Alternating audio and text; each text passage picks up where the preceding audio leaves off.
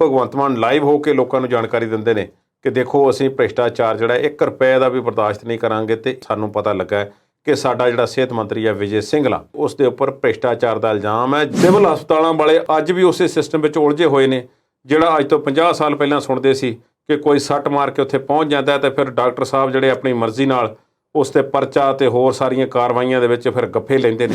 ਸਿੱਧੂ ਮੂਸੇਵਾਲਾ ਨੇ ਆਪਣੀ ਭੜਾਸ ਕੱਢੀ ਹੈ। ਉਹਨਾਂ ਨੂੰ ਇਸ ਗੱਲ ਨਾਲ ਕੋਈ ਮਤਲਬ ਨਹੀਂ ਕਿ ਕਾਰਵਾਈ ਹੋਈ ਹੈ, ਮੈਂ ਇਸ ਨੂੰ ਚੰਗਾ ਕਵਾਂ ਮਾੜਾ ਕਵਾਂ, ਸਰਕਾਰ ਦੀ ਕੋਈ ਗੱਲ ਕਰਾਂ। ਤੁਹਾਨੂੰ ਇਲਾਕੇ ਦੇ ਲੋਕਾਂ ਨੇ, ਮਾਨਸੇ ਦੇ ਲੋਕਾਂ ਨੇ ਤੁਹਾਨੂੰ 59-11 ਕਰਦਿਆਂ ਨੂੰ ਤੁਹਾਨੂੰ ਲਾਹ ਕੇ ਭੁੱਜੇ ਮਾਰਿਆ। ਤੁਸੀਂ ਇੱਕ ਪਾਰਟੀ ਵਿੱਚ ਜਾ ਵੜੇ MLA ਬਣਨ ਖਾਤਰ, ਕੇਸ ਤੁਹਾਡੇ ਤੇ ਕਈ ਦਰਜ ਹੋਏ ਨੇ ਤੇ ਤੁਸੀਂ ਇਹ ਕੀ ਕਹਿ ਕੀ ਰਹੇ? ਗੱਲ ਪੰਜਾਬ ਦੀ ਹੈ।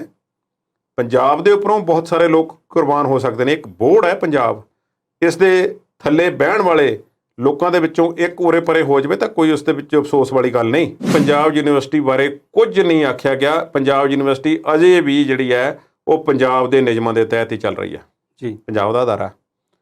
ਤੇ ਕੀ ਹੁਣ ਉਸ ਅਦਾਰੇ ਨੂੰ ਜਿਹੜਾ ਕੇਂਦਰ ਦੇ ਅਧੀਨ ਲਿਜਾਣ ਲਈ ਕੋਈ ਚਾਰਾਜੋਈ ਸਰਕਾਰ ਕਰ ਸਕਦੀ ਹੈ? ਪੁਰਾਣੇ ਕੋਰਸੇ ਚੱਲ ਰਹੇ ਨੇ ਤੇ ਵਿਦਿਆਰਥੀਆਂ ਦੀ ਗਿਣਤੀ ਦਿਨ ਬ ਦਿਨ ਘਟ ਰਹੀ ਹੈ। ਉਹ ਪੰਜਾਬ ਯੂਨੀਵਰਸਿਟੀ ਦੇ ਅਧੀਨ ਚੱਲਦੇ ਕਾਲਜਾਂ ਦਾ ਬਣ ਕੀ ਰਿਹਾ? ਪਹਿਲਾਂ ਉਹਨਾਂ ਦੀ ਹਾਲਤ ਤਾਂ ਪੁੱਛ ਲਓ। ਬਹੁਤ ਸਾਰਾ ਮੁਲਾਜ਼ਮ ਵਰਗ ਜਿਹੜਾ ਸੀ ਉਹ ਖੁਸ਼ ਹੋਇਆ ਜਦ ਕਿ ਪੰਜਾਬ ਵਾਲੇ ਪਿੱਟ ਉਤਰੇ ਕਿ ਇਹ ਕੀ ਹੋ ਰਿਹਾ, ਚੰਡੀਗੜ੍ਹ ਨੂੰ ਕਿਉਂ ਕੇਂਦਰ ਦੇ ਅਧੀਨ ਲਿਆਂਦਾ ਜਾ ਰਿਹਾ। ਮਨਜਿੰਦਰ ਸਿੰਘ ਸਿਰਸਾ ਉਹੀ ਨੇ ਜਦੋਂ ਦਿੱਲੀ ਗੁਰਦੁਆਰਾ ਮੈਨੇਜਮੈਂਟ ਕਮੇਟੀ ਦੇ ਪ੍ਰਧਾਨ ਬਣਦੇ ਇਸ ਗੱਲੋਂ ਰਹਿ ਗਏ ਜੀ ਕਿ ਗੁਰਮੁਖੀ ਦੇ ਟੈਸਟ ਦੇ ਵਿੱਚੋਂ ਪਾਸ ਨਹੀਂ ਸੀ ਹੋਏ। ਇਹ ਗੱਲ ਮਾੜੀ ਹੈ ਕਿ ਇਸ ਤਰ੍ਹਾਂ ਪ੍ਰਸ਼ਨ ਜਿਹੜਾ ਪੱਤਰ ਹੈ ਉਸ ਵਿੱਚੋਂ ਪੰਜਾਬੀ ਗਾਇਬ ਕਰ ਦਿੱਤੀ ਗਈ। ਨਾਇਬ ਤਹਿਸੀਲਦਾਰ ਦੇ ਵਾਸਤੇ ਖਾਸ ਤੌਰ ਤੇ ਜਦੋਂ ਸਾਰੀ ਰਜਿਸਟ੍ਰੇਸ਼ਨ ਦੂਜੇ ਤੀਜੇ ਕੰਮ ਜਿਹੜੇ ਨੇ ਸਰਕਾਰੀ ਵਿਹਾਰ ਪੱਤਰ ਵਿਹਾਰ ਸਭ ਕੁਝ ਜਿਹੜਾ ਪੰਜਾਬੀ ਦੇ ਵਿੱਚ ਗੁਰਮੁਖੀ 'ਚ ਹੁੰਦਾ ਹੈ। ਤੁਸੀਂ ਆਮ ਆਦਮੀ ਪਾਰਟੀ ਤੇ ਇੰਨਾ ਵੱਡਾ ਇਲਜ਼ਾਮ ਲਾਉਂਦੇ ਹੋ ਕਿ ਉਹ ਸਿੱਖਾਂ ਨੂੰ ਨਜ਼ਰਅੰਦਾਜ਼ ਕਰ ਰਹੇ ਨੇ ਤੇ ਪੰਜਾਬੀ ਨੂੰ ਨਜ਼ਰਅੰਦਾਜ਼ ਕਰ ਰਹੇ ਨੇ। ਤੁਸੀਂ ਸਬੂਤ ਵੀ ਦਿਓ ਤੇ ਆਪਣੇ ਗਰੇਵਾਨ ਵਿੱਚ ਵੀ ਝਾਤੀ ਮਾਰੋ।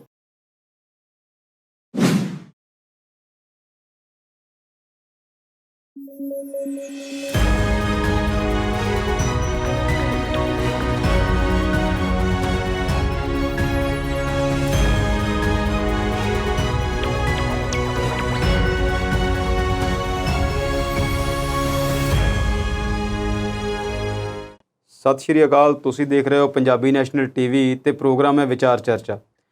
ਇਸ ਪ੍ਰੋਗਰਾਮ ਵਿੱਚ ਅਸੀਂ ਵੱਖੋ ਵੱਖਰੇ ਵਿਚਾਰਾਂ ਤੇ ਹੋ ਰਹੀਆਂ ਘਟਨਾਵਾਂ ਤੇ ਜੋ ਸਾਡੇ ਆਲੇ ਦੁਆਲੇ ਵਾਪਰਦਾ ਉਹਦੇ ਤੇ ਚਰਚਾ ਕਰਦੇ ਹਾਂ। ਤੇ ਇਸ ਚਰਚਾ ਵਿੱਚ ਅੱਜ ਮੇਰਾ ਸਾਥ ਦੇਣਗੇ ਸਰਦਾਰ ਕੁਲਦੀਪ ਸਿੰਘ ਜੀ ਹੀਰ ਸਾਹਿਬ। ਸਤਿ ਸ਼੍ਰੀ ਅਕਾਲ ਜੀ। ਸਤਿ ਸ਼੍ਰੀ ਅਕਾਲ ਜੀ।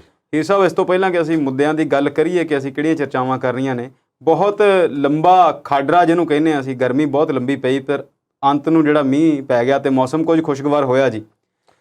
ਗੱਲ ਇਹ ਹੈ ਜੀ ਕਿ ਅਜੇ ਤੇ ਜੇਠ ਮਹੀਨਾ ਚੱਲ ਰਿਹਾ ਜੀ, ਬਿਲਕੁਲ। ਹਾੜ ਅਜੇ ਸ਼ੁਰੂ ਹੋਣਾ ਹੈ ਜੀ। ਸੋ ਹਾੜ ਨੇ ਸਾੜਨਾ ਹੈ ਅਜੇ ਜੀ। ਸੋ ਲੂ ਵੀ ਵਗਣੀ ਹੈ, ਇਹ ਮੁਸ਼ਕਲਾਂ ਆਉਣੀਆਂ ਨੇ, ਜ਼ਮੀਨੀ ਪਾਣੀ ਦੀਆਂ, ਤਪਸ਼ ਦੀਆਂ, ਲੂ ਵਗਣ ਦੀਆਂ, ਇਹ ਸਭ ਕੁਝ। ਇਹ ਵੈਸੇ ਤਾਂ ਸਾਡੇ ਇਹ ਜਿਹੜੇ ਮੌਸਮ ਰੁੱਤਾਂ ਜਿਹੜੀਆਂ ਬਣੀਆਂ ਹੋਈਆਂ ਨੇ ਸਾਡੇ ਮੁਲਕ ਦੀ ਬੜੀ ਖੂਬਸੂਰਤੀ ਹੈ ਜੀ ਕਿ ਇਸ ਤਰ੍ਹਾਂ ਦਾ ਬੜਾ ਵਾਈਬਰੈਂਟ ਜਿਹੜਾ ਵੈਦਰ ਹੈ ਇੱਥੇ ਦਿੱਤਾ ਹੈ ਜੀ। ਕੁਝ ਕਾਰਨਾਂ ਕਰਕੇ ਅਸੀਂ ਇਹਨੂੰ ਖੁਦ ਖਰਾਬ ਕਰੀ ਜਾ ਰਹੇ ਹਾਂ ਜੀ। ਕੁਦਰਤ ਦਾ ਨਿਯਮ ਹੈ, ਪਰ ਥੋੜ੍ਹਾ ਜਿਹਾ ਬਦਲਾਅ ਜਿਹੜਾ ਆਇਆ ਕੁਝ ਦਿਨਾਂ ਦੇ ਵਿੱਚ, ਨੁਕਸਾਨ ਵੀ ਕੁਝ ਜਗ੍ਹਾ 'ਤੇ ਹੋਇਆ ਜਿਹੜਾ ਕਿ ਮੰਦਭਾਗੀ ਗੱਲ ਹੈ। ਕਈ ਫਸਲਾਂ ਖਰਾਬ ਹੋਈਆਂ ਨੇ, ਕਈ ਹੋਰ ਜਿਹੜੇ ਨੁਕਸਾਨ ਹੋਏ ਨੇ। ਪਹਾੜਾਂ ਦੇ ਵਿੱਚ ਕੁਝ ਸੜਕਾਂ ਖਰਾਬ ਹੋਈਆਂ ਨੇ ਜੀ। ਕੁਝ ਇਸ ਤਰ੍ਹਾਂ ਦੀਆਂ ਖਬਰਾਂ ਨੇ। ਕੁਝ ਸੂਬੇ ਜਿਹੜੇ ਨੇ ਭਾਰਤ ਦੇ ਹੜ੍ਹਾਂ ਦੀ ਸਥਿਤੀ ਨਾਲ ਜੂਝ ਰਹੇ ਨੇ, ਪਰ ਓਵਰਆਲ ਜਿਹੜਾ ਇਸ ਨੂੰ ਅਸੀਂ ਚੰਗਾ ਸੰਕੇਤ ਹੀ ਮੰਨ ਸਕਦੇ ਹਾਂ। ਪੰਜਾਬ ਦੇ ਵਿੱਚ ਖਾਸ ਤੌਰ 'ਤੇ ਉੱਤਰੀ ਭਾਰਤ ਦੇ ਵਿੱਚ ਬੜੀ ਜ਼ਬਰਦਸਤ ਗਰਮੀ ਇਸ ਵਾਰੀ ਐਡਵਾਂਸ ਜਿਹੜੀ ਹੈ ਅਗੇਤੀ ਆ ਪਈ ਸੀ, ਉਸ ਤੋਂ ਥੋੜ੍ਹੀ ਜਿਹੀ ਰਾਹਤ ਸਾਨੂੰ ਜ਼ਰੂਰ ਮਿਲੀ ਹੈ ਜੀ। ਜਨਵਰੀ ਤੋਂ ਬਾਅਦ ਮੁੜ ਬਾਰਿਸ਼ ਨਹੀਂ ਸੀ ਹੋਈ ਤੇ ਮਈ ਦੇ ਵੀ ਅਖੀਰ ਆ ਗਿਆ।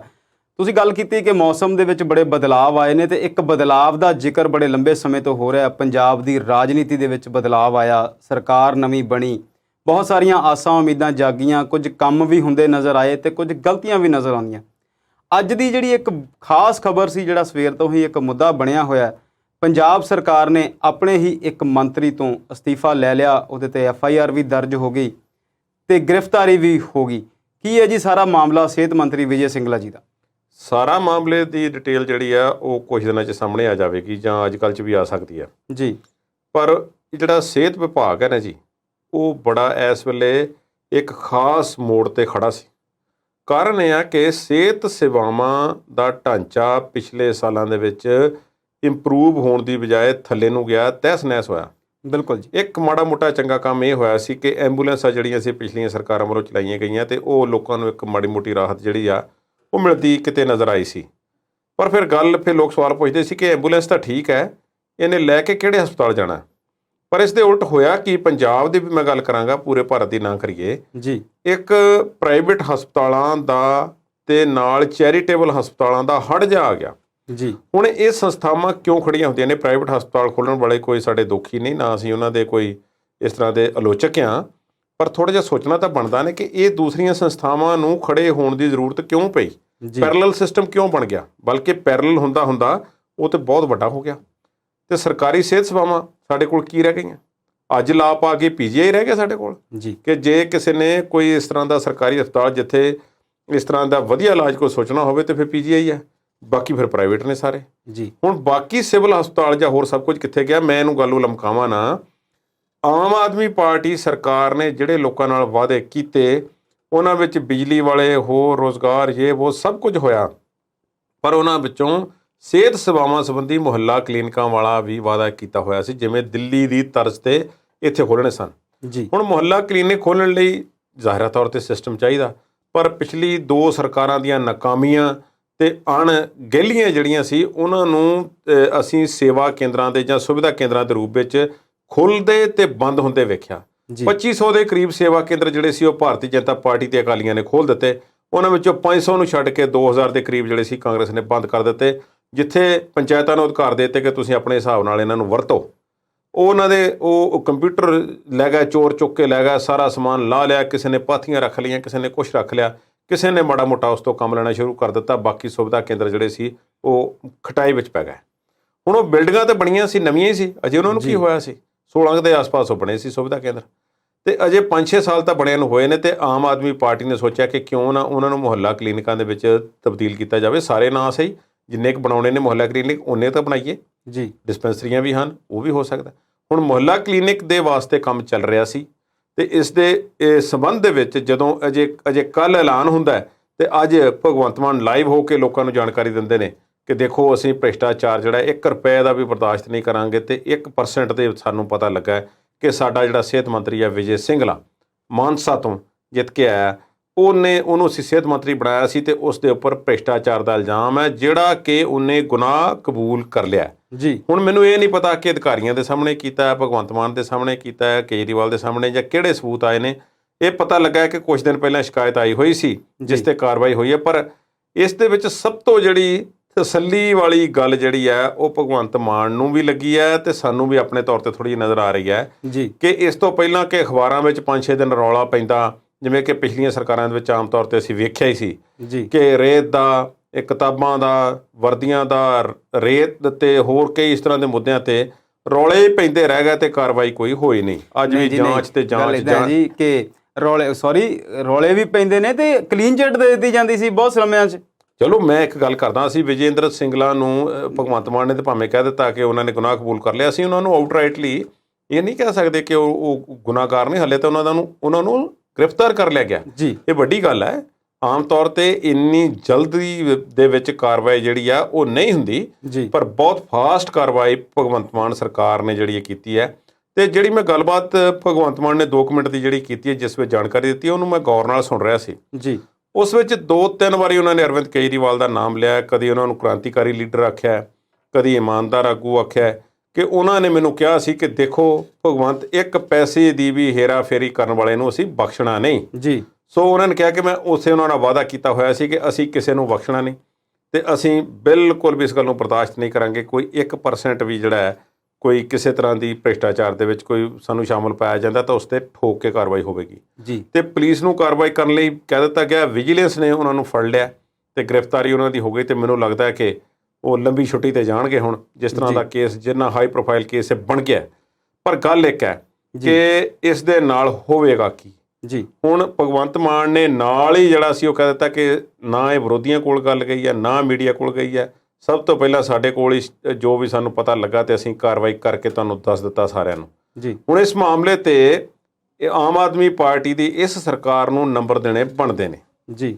ਕਿ ਉਹਨਾਂ ਨੇ ਇਸ ਤਰ੍ਹਾਂ ਕਿਸੇ ਨੂੰ ਉਡੀਕਿਆ ਨਹੀਂ ਤੇ ਲੋਕਾਂ ਨੂੰ ਇੱਕ ਐਗਜ਼ੈਂਪਲਰੀ ਇੱਕ ਆਪਣੇ ਕੈਬਨਿਟ ਮੰਤਰੀ ਨੂੰ ਐਮਐਲਏ ਨੂੰ ਪਨਿਸ਼ਮੈਂਟ ਦੇ ਕੇ ਜਿਹੜਾ ਹੈ ਉਹ ਸਿੱਖਾਂ ਦੇ ਪਿੱਛੇ ਭੇਜ ਦਿੱਤਾ ਹੈ ਤੇ ਕਾਰਵਾਈ ਜਿਹੜੀ ਹੈ ਜਾਂਚ ਜਿਹੜੀ ਆ ਆਰੰਭ ਦਿੱਤੀ ਹੈ ਜੀ। ਹੁਣ ਇਹ ਵੱਡੀ ਕਾਰਵਾਈ ਹੈ, ਇਸ ਤਰ੍ਹਾਂ ਬਹੁਤ ਘੱਟ ਹੁੰਦਾ ਹੈ। 2015 ਦੀ ਉਦਾਹਰਨ ਜਿਹੜੀ ਹੈ ਭਗਵੰਤ ਮਾਨ ਨੇ ਦਿੱਤੀ ਹੈ ਕਿ ਅਸੀਂ ਆਪਣੇ ਇੱਕ ਮੰਤਰੀ ਨੂੰ ਕੇਜਰੀਵਾਲ ਸਾਹਿਬ ਨੇ 2015 ਚ ਸੰਦੀਪ ਸੀ, ਮੇਰੇ ਖਿਆਲ ਸੰਦੀਪ ਕੁਮਾਰ ਮੇਰੇ ਖਿਆਲ ਨਾਂ ਸੀ, ਜੇ ਮੈਂ ਗਲਤ ਨਹੀਂ ਤਾਂ ਉਹਨਾਂ ਦਾ, ਜੀ ਸੰਦੀਪ ਕੁਮਾਰ ਨੂੰ ਉਹਨਾਂ ਨੇ ਕਿਹਾ ਸੀ ਕਿ ਅਸੀਂ ਬਰਖਾਸਤ, ਨਾਮ ਨਹੀਂ ਲਿਆ ਉਹਨਾਂ ਨੇ, ਪਰ ਉੱਥੇ ਮੇਰੇ ਖਿਆਲ ਉਦੋਂ ਕੀਤਾ ਗਿਆ ਸੀ ਤੇ ਉਸ ਤੋਂ ਬਾਅਦ ਫਿਰ ਠੀਕ ਠਾਕ ਚੱਲ ਰਿਹਾ।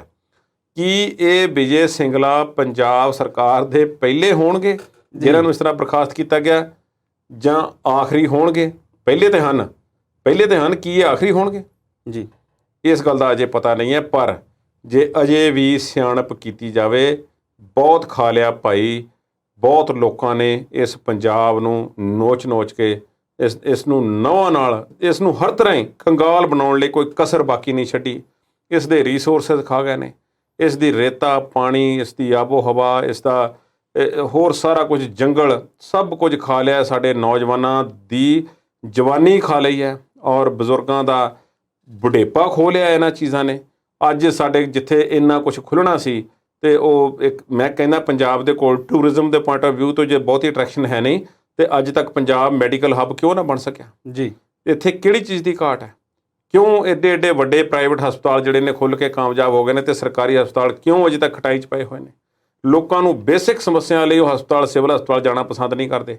ਸਿਵਲ ਹਸਪਤਾਲਾਂ ਵਾਲੇ ਅੱਜ ਵੀ ਉਸੇ ਸਿਸਟਮ ਵਿੱਚ ਉਲਝੇ ਹੋਏ ਨੇ ਜਿਹੜਾ ਅੱਜ ਤੋਂ 50 ਸਾਲ ਪਹਿਲਾਂ ਸੁਣਦੇ ਸੀ ਕਿ ਕੋਈ ਸੱਟ ਮਾਰ ਕੇ ਉੱਥੇ ਪਹੁੰਚ ਜਾਂਦਾ ਤੇ ਫਿਰ ਡਾਕਟਰ ਸਾਹਿਬ ਜਿਹੜੇ ਆਪਣੀ ਮਰਜ਼ੀ ਨਾਲ ਉਸ 'ਤੇ ਪਰਚਾ ਤੇ ਹੋਰ ਸਾਰੀਆਂ ਕਾਰਵਾਈਆਂ ਦੇ ਵਿੱਚ ਫਿਰ ਗੱਫੇ ਲੈਂਦੇ ਨੇ। ਇਹ ਮੈਨੂੰ ਕੋਈ ਕਹਿਣ ਦੇ ਵਿੱਚ ਝਿਜਕ ਨਹੀਂ ਹੈ, ਝੂਠ ਨਹੀਂ ਹੈ, ਇਸੇ ਤਰ੍ਹਾਂ ਹੁੰਦਾ ਹੈ। ਗੱਫਿਆਂ ਦੇ ਗੱਫੇ ਜਿਹੜੇ ਸੀ ਉਹ ਰਿਸ਼ਵਤ ਜਿਹੜੀ ਹੈ ਸਿਹਤ ਵਿਭਾਗ ਦੇ ਥਰੂ ਹੁੰਦੀ ਹੈ। ਇੱਕ ਗੱਲ ਹੋਰ ਹੈ ਕਿ ਉਹਨਾਂ ਨੇ, ਭਗਵੰਤ ਮਾਨ ਨੇ ਕਿਹਾ ਕਿ ਅਸੀਂ ਖਰੀਦੋ ਫਰੋਖਤ ਦੇ ਵਿੱਚ ਤੇ ਹੋਰ ਕਈ ਸੌਦਿਆਂ ਦੇ ਵਿੱਚ 1% ਡਾਕਟਰ ਸਾਹਿਬ ਜਿਹੜੇ ਸੀ ਵਿਜੇ ਸਿੰਗਲਾ ਉਹ ਲੈਂਦੇ ਪਾਏ ਗਏ ਤੇ ਅਸੀਂ ਇਹਨਾਂ ਨੂੰ ਫੜ ਲਿਆ। ਮੈਡੀਕਲ ਇਕੁਇਪਮੈਂਟ ਬਹੁਤ ਜ਼ਿਆਦਾ ਮਹਿੰਗਾ ਤੇ ਸੈਂਸਿਟਿਵ ਹੁੰਦਾ ਹੈ। ਤੁਸੀਂ ਦੇਖੋ ਅਮਰਤ ਜੀ, ਜੇ ਤੁਸੀਂ ਕਮਿਸ਼ਨ ਲੈਂਦੇ ਹੋ ਇਹਦਾ ਮਤਲਬ ਹੈ ਕਿ ਮਸ਼ੀਨਰੀ ਵੀ ਗਲਤ ਖਰੀਦਦੇ ਹੋਵੋਗੇ ਜੀ। ਡਾਇਗਨੋਸਟਿਕ ਮਸ਼ੀਨਾਂ ਅਗਰ ਗਲਤ ਮਾੜੀ ਕੰਪਨੀ ਨੇ ਖਰੀਦ ਲਈਆਂ ਜਾਣ ਤੇ ਫਿਰ ਪੇਸ਼ੈਂਟਸ ਦਾ ਡਾਇਗਨੋਸ ਸਹੀ ਕਿਵੇਂ ਹੋਵੇਗਾ ਜੀ? ਤੇ ਉਹ ਕਿੰਨੀ ਦੇਰ ਸਰਵਾਈਵ ਕਰਨਗੀਆਂ? ਇਹ ਸਾਰੀਆਂ ਚੀਜ਼ਾਂ ਭ੍ਰਿਸ਼ਟਾਚਾਰ ਦਾ ਅੱਡਾ ਬਣ ਚੁੱਕੀਆਂ ਨੇ। ਇਹਨਾਂ ਨੂੰ ਹੱਥ ਪਾਇਆ ਭਗਵੰਤ ਮਾਨ ਸਰਕਾਰ ਨੇ। ਮੈਂ ਸਮਝਦਾ ਬਹੁਤ ਵਧੀਆ ਸਵਾਗਤਯੋਗ ਕਦਮ ਹੈ। ਕੰਨ ਹੋ ਜਾਣੇ ਚਾਹੀਦੇ ਨੇ ਹੁਣ ਸਾਰਿਆਂ ਨੂੰ, ਬਾਕੀਆਂ ਨੂੰ, ਕਿ ਅਸੀਂ ਜੋ ਕੰਮ ਕਰਨਾ ਹੈ ਉਹ ਅਸੀਂ ਸਿੱਧੇ ਹੋ ਕੇ ਕਰੀਏ। ਤੇ ਜੇ ਇਲੈਕਸ਼ਨ ਤੇ ਅਸੀਂ ਕੋਈ ਪੈਸਾ ਖਰਚ ਕੇ ਇੱਥੇ ਆਏ ਤੇ ਅਸੀਂ ਤੇ ਲੋਕਾਂ ਨੂੰ ਇਹ ਕਹਿ ਕੇ ਆਏ ਸੀ ਕਿ ਸੇਵਾ ਦਾ ਮੌਕਾ ਹੈ ਤੇ ਸੇਵਾ ਹੀ ਕਰੀਏ। ਹੁਣ ਤਨਖਾਹ ਬਥੇਰੀ ਹੈ ਐਮਐਲਏ ਦੀ। ਕੁਲਦੀਪ ਜੀ, ਤੁਸੀਂ ਜਿਹੜੀ ਗੱਲ ਕੀਤੀ ਐਗਜ਼ੈਂਪਲਰੀ ਪਨਿਸ਼ਮੈਂਟ ਦੀ, ਬਿਲਕੁਲ ਠੀਕ ਹੈ। ਅਸੀਂ ਖੇਤੀਬਾੜੀ ਵਾਲੀ ਭਾਸ਼ਾ 'ਚ ਜੇ ਉਹਦੀ ਗੱਲ ਕਰੀਏ, ਆਮ ਪੰਜਾਬੀ ਭਾਸ਼ਾ 'ਚ, ਤੇ ਅਸੀਂ ਇਹਨੂੰ ਕਾਂ ਮਾਰ ਕੇ ਟੰਗਣਾ ਕਹਿੰਦੇ ਸੀ।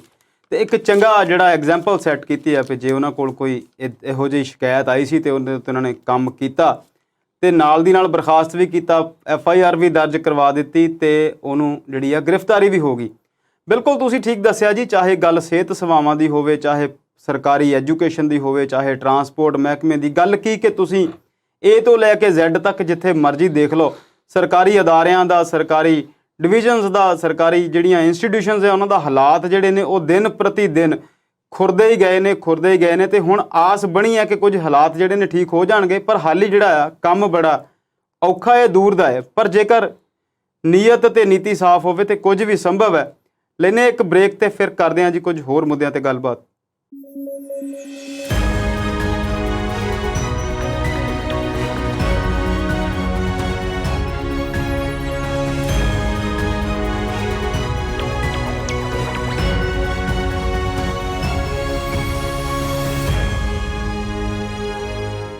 ਸਵਾਗਤ ਹੈ ਜੀ ਪ੍ਰੋਗਰਾਮ ਵਿਚਾਰ ਚਰਚਾ ਵਿੱਚ। ਕੁਲਦੀਪ ਜੀ, ਮਸਲਾ ਸੀ, ਇੱਕ ਸ਼ਿਕਾਇਤ ਆਈ ਭਗਵੰਤ ਮਾਨ ਸਾਹਿਬ ਕੋਲ, ਉਹਨਾਂ ਨੇ ਉਹਦੇ 'ਤੇ ਫੈਸਲਾ ਲੈ ਲਿਆ ਤੇ ਇਹ ਜਿਹੜੇ ਸਿਹਤ ਮੰਤਰੀ ਸੀ ਇਹਨਾਂ ਨੇ ਮਾਨਸੇ ਤੋਂ ਚੋਣ ਲੜੀ ਸੀ ਤੇ ਇਹਨਾਂ ਦੇ ਖਿਲਾਫ ਜਿਹੜੇ ਕਾਂਗਰਸ ਦੇ ਉਮੀਦਵਾਰ ਸੀ ਉਹਨਾਂ ਨੇ ਬੜੀ ਕੋਈ ਟਵੀਟ ਕੀਤਾ ਹੈ। ਕੀ ਕਹਿੰਦੇ ਨੇ ਜੀ ਉਹ?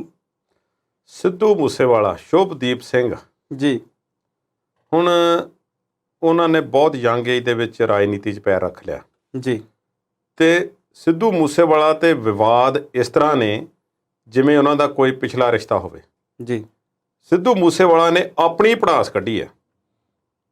ਉਹਨਾਂ ਨੂੰ ਇਸ ਗੱਲ ਨਾਲ ਕੋਈ ਮਤਲਬ ਨਹੀਂ ਕਿ ਕਾਰਵਾਈ ਹੋਈ ਹੈ, ਮੈਂ ਇਸ ਨੂੰ ਚੰਗਾ ਕਵਾਂ ਮਾੜਾ ਕਵਾਂ, ਸਰਕਾਰ ਦੀ ਕੋਈ ਗੱਲ ਕਰਾਂ, ਓਵਰਆਲ ਪੰਜਾਬ ਦੀ ਕੋਈ ਜਿਹੜੀ ਗੱਲਬਾਤ ਆ ਉਹਦੇ ਵਿੱਚ ਕਿਸੇ ਤਰ੍ਹਾਂ ਦਾ ਕੋਈ ਯੋਗਦਾਨ ਪਾਵਾਂ ਜੀ। ਮੈਨੂੰ ਲੱਗਦਾ ਕਿ ਜਿਹੜਾ ਉਹਨਾਂ ਨੇ ਅੱਜ ਟਵੀਟ ਕੀਤਾ ਹੈ ਨਾ, ਜੀ ਇਹ 60,000 ਵੋਟਾਂ ਤੋਂ ਫਰਕ ਤੋਂ ਵੱਧ ਤੋਂ ਹਾਰਨ ਤੋਂ ਬਾਅਦ ਉਹਨਾਂ ਨੂੰ ਮਾੜੀ ਮੋਟੀ ਜਿਹੜੀ ਚੈਨ ਦੀ ਨੀਂਦ ਆ ਅੱਜ ਮੈਨੂੰ ਲੱਗਦਾ ਆਉਣ ਵਾਲੀ ਹੈ। ਇੰਨੇ ਦੁਖੀ ਸਨ ਉਹ। ਜੀ ਉਹਨਾਂ ਨੇ ਕੀ ਕਿਹਾ? ਵੇਖੀ ਚੱਲ ਮਰਦਾਨਿਆਂ, ਸਾਡੇ ਬਾਬੇ ਨੇ ਕਿਹਾ ਸੀ, ਵੇਖੀ ਚੱਲ ਮਰਦਾਨਿਆਂ ਰੰਗ ਕਰਤਾਰ ਦੇ, ਆਪ ਮਰ ਜਾਂਦੇ ਜਿਹੜੇ ਦੂਜਿਆਂ ਨੂੰ ਮਾਰਦੇ। ਜੀ ਸਾਡੇ ਬਾਬੇ ਨੇ ਕਿਹਾ ਸੀ, ਮਤਲਬ ਇਹਦਾ ਕੀ ਮਤਲਬ ਹੋਇਆ? ਜੀ ਇਹ ਕਿਹੜੇ ਬਾਬੇ ਨਾਲ ਪੜ੍ਹਦਾ ਰਿਹਾ? ਕਿਹੜੇ ਬਾਬੇ ਦੀ ਗੱਲ ਕਰਦਾ ਹੈ?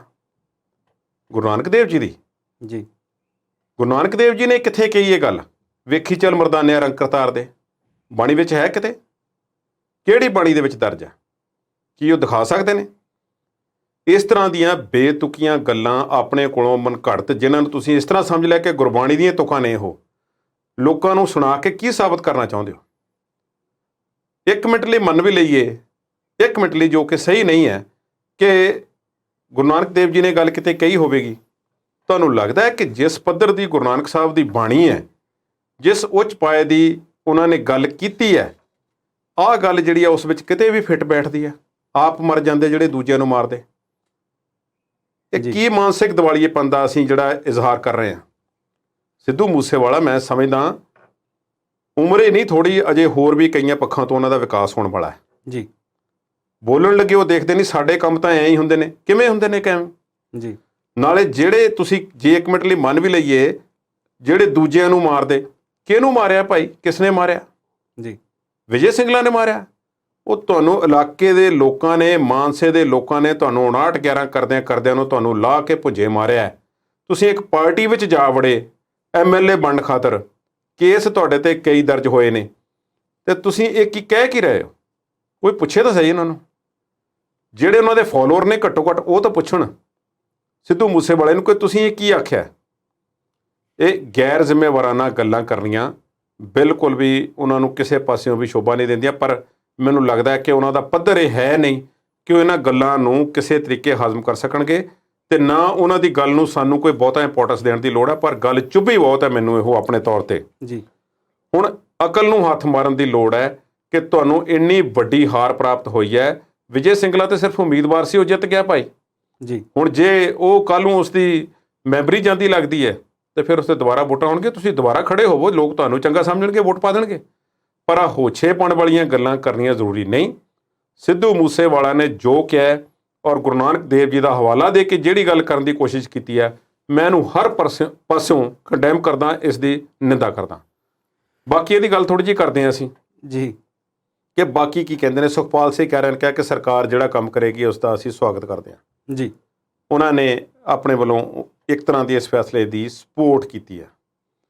ਪਰ ਇੱਕ ਹੋਰ ਸ਼ਖਸ ਨੇ ਸਾਡੇ, ਹਰਜੀਤ ਗਰੇਵਾਲ ਜੀ, ਉਹਨਾਂ ਨੇ ਮੈਨੂੰ ਲੱਗਦਾ ਕਿ ਸਹੁੰ ਖਾਧੀ ਹੋਈ ਹੈ ਕਿ ਜਿਹੜਾ ਵੀ ਕੋਈ ਕੰਮ ਜਿਸ ਦੇ ਹੱਕ ਵਿੱਚ ਪੰਜਾਬ ਬੋਲੇਗਾ, ਮੈਂ ਉਸ ਤੋਂ ਉਲਟ ਬੋਲਾਂਗਾ, ਚਾਹੇ ਫਿਰ ਮੈਨੂੰ ਕੋਈ ਵੀ ਕਾਰਨ ਕਿਉਂ ਨਾ ਦੱਸਣਾ ਪਵੇ। ਉਹ ਕਹਿੰਦੇ ਨੇ ਕਿ ਇੰਨੀ ਛੇਤੀ ਕਿਸੇ ਨੂੰ ਬਰਖਾਸਤ ਕਰਨ ਦੀ ਕੀ ਲੋੜ ਹੈ? ਪਹਿਲਾਂ ਉਸ ਤੋਂ ਪੁੱਛਿਆ ਤਾਂ ਜਾਣਾ ਚਾਹੀਦਾ ਸੀ ਕਿ ਆਹ ਗੱਲ ਸੱਚੀ ਹੈ ਕਿ ਝੂਠੀ ਹੈ। ਤੁਹਾਨੂੰ ਲੱਗਦਾ ਹੈ ਅਮਰਤ ਜੀ ਕਿ ਜਿਸ ਪੱਧਰ ਦੀ ਸਰਕਾਰ ਚੱਲ ਰਹੀ ਹੈ, ਜਿਸ ਤਰ੍ਹਾਂ ਦੇ ਕੰਮਕਾਜ ਹੁੰਦੇ ਨੇ, ਜਿੱਡਾ ਵੱਡਾ ਮਹਿਕਮਾ ਹੈ, ਕਿ ਇੱਕ ਸ਼ਿਕਾਇਤ ਆਈ ਹੋਵੇਗੀ ਤਾਂ ਉਸੇ ਦੇ ਆਧਾਰ ਤੇ ਆਪਣੇ ਮੰਤਰੀ ਨੂੰ ਬਰਖਾਸਤ ਕੀਤਾ ਹੋਵੇਗਾ? ਜੀ, ਇਹ ਕਿਸ ਗੈਰ ਜ਼ਿੰਮੇਵਾਰਾਨਾ ਤਰੀਕੇ ਨਾਲ ਗੱਲ ਕਰ ਰਹੇ ਨੇ। ਇਸ ਦੀ ਜਾਂਚ ਹੋਣੀ ਚਾਹੀਦੀ ਸੀ। ਉਹ ਇਹਨਾਂ ਜਾਂਚਾਂ ਨੇ ਤਾਂ ਸਾਨੂੰ ਮਾਰ ਲਿਆ ਜੀ। ਤੁਹਾਡੇ ਕੋਲ ਵੀ ਇਸ ਤਰ੍ਹਾਂ ਦੇ ਕੇਸ, ਤੁਹਾਡੀ ਪਾਰਟੀ ਦੇ ਕੋਲ ਵੀ, ਤੇ ਤੁਹਾਡੀ ਸਾਬਕਾ ਭਾਈਵਾਲ ਅਕਾਲੀ ਪਾਰਟੀ ਦੇ ਕੋਲ ਵੀ ਇਸ ਤਰ੍ਹਾਂ ਦੇ ਬਹੁਤ ਸਾਰੇ ਕੇਸ ਆਏ, ਤੇ ਜਾਂਚ ਕਿੰਨਿਆਂ ਦੀ ਹੋਈ ਹੈ?